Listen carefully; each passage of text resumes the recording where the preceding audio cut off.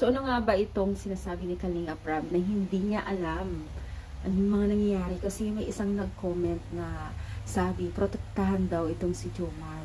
No?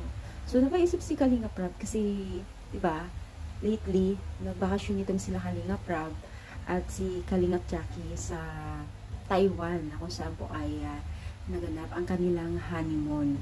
No? So, tinatanong nga ni Kalinga Prab kung yung mga issue dito. So, may something, no?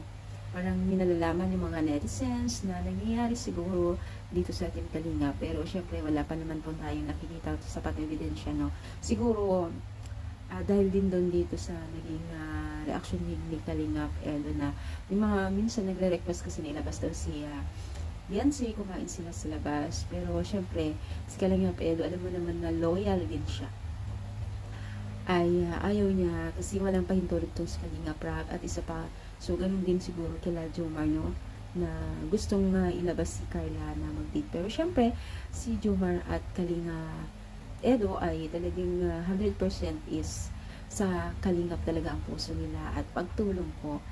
Kaya naman po believe talaga tayo sa kanila kasi talagang nire-respeto nila ang Team Kalingap, itong sila Kalinga Prab at Kuya Bal. Kaya sana ipagpatuloy nila ang pagiging isang totoo nila sa sarili sa Team Kalingap. Dahil syempre nakikita naman natin na lahat ng ito ay nababless po. No?